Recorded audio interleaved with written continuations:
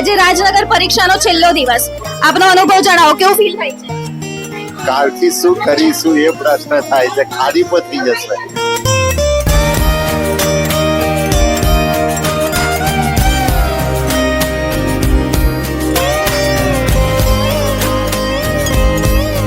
હું ક્યારે આ લોકો મિક્સઅપ થઈ ગયો છે. એટલું મસ્ત બોન્ડિંગ ને મને એટલું મસ્ત ગમે છે, શીખવા બહુ બધું મળ્યું છે. એક સીતા ગીતા, બે બહેનો, બહુ જ મજા આવે. બધા નવા નવા લોકોથી મળવા મળે અને બધું કામ કરવામાં બધે બહુ મજા આવે. મજા આવી.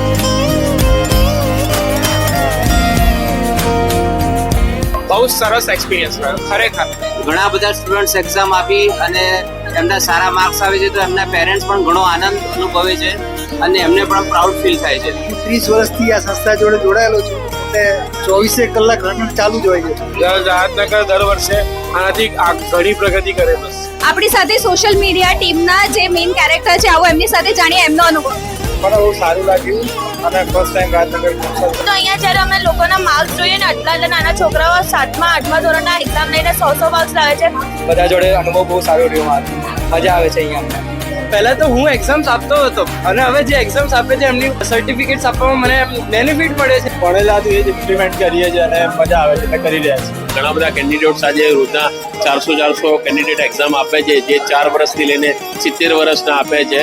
એ થોડું પ્રાઉડ ફીલ થાય. આ બધી અમને એક સારું અનુભવ ફીલ થઈ રહ્યો. એક અતિ ઉત્સાહી વોલેન્ટિયર, આવો એમની સાથે જાણીએ એમનો અનુભવ.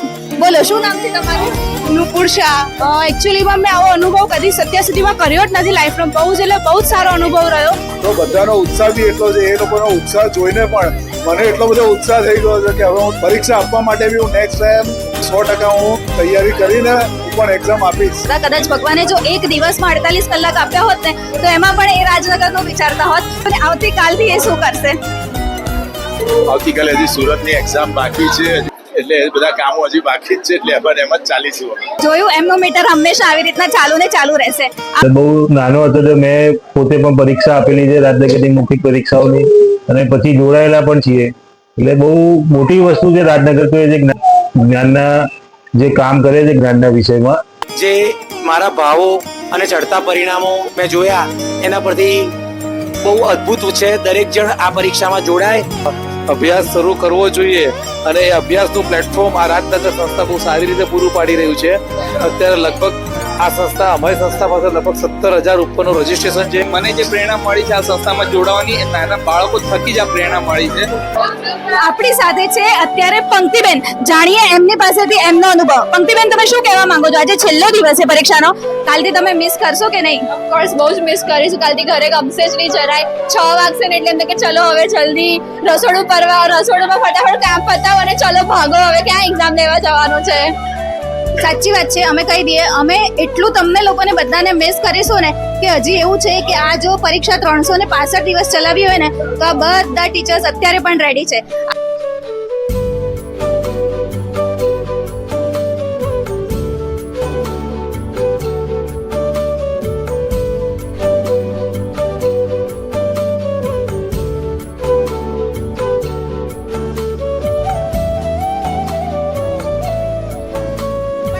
પકડીએ અને જાણીએ એમનો અનુભવ કે રાજનગર સાથે જોડાઈને એ શું વિચારે છે. કોઈ ના કહેવાનું, બધાને બોલવાનું જ છે.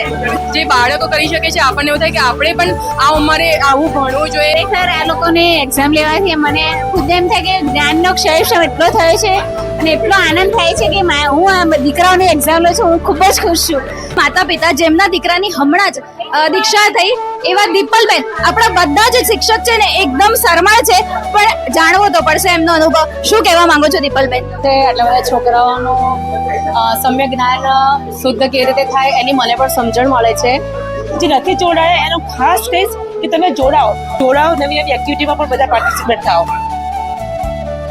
અને નાના ભૂલકાઓ મારી પાસે આવતા હતા અને એટલું કાલું બોલતા હતા, એ લોકોને વાંચતા નહોતું આવડતું. એક ટ્રસ્ટી અને જે પોતે આજે પરીક્ષા આપી રહ્યા છે બીજા ધોરણની, કેવું લાગે છે અત્યારે? ધડકનો વધી ગઈ છે.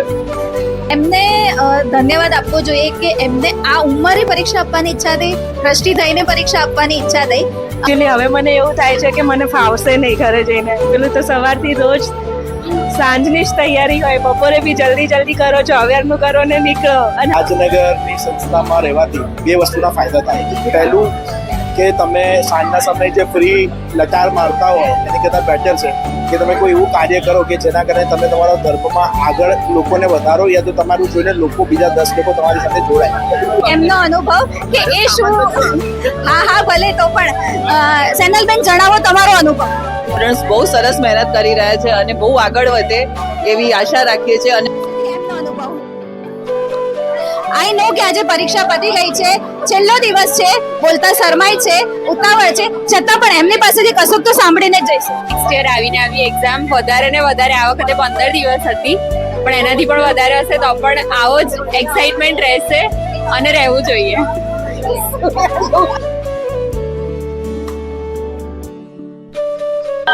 રાજનગરમાં પરીક્ષા લેવા દ્વારા અમને ખૂબ જ આનંદ આવે છે અને ખૂબ જ સારી રીતે વિદ્યાર્થીઓ બહુ સારી મહેનત કરીને સારા માર્ક્સ પણ લાવે છે, તેનો પણ આનંદ છે. ત્યારે એમને પૂછીએ કે તમને આ ઉંમરે આપવાનું કેવું લાગે છે, તો કે અમે આ નાનાઓને જોઈને અમને એમ થાય છે કે અમે પણ આપીએ. આ વખતે અમારી એટેન્ડન્સ બહુ ઓછી છે, પણ જેટલા પણ દિવસ લેવા આવ્યા એક્ઝામ એટલા દિવસ ખૂબ એન્જોય કર્યું છે. રાજનગરની એક્ઝામમાં બહુ જ બધું નોલેજ મળે છે અને બહુ જ બધી મજા આવે છે.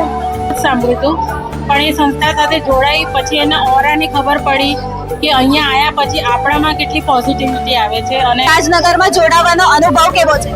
ઘણું સારું લાગ્યું. હવે એવું લાગે છે કે હવે ક્યારે આવશે ફરીથી આ પ્રસંગ. મારો અનુભવ તો બહુ સારો છે.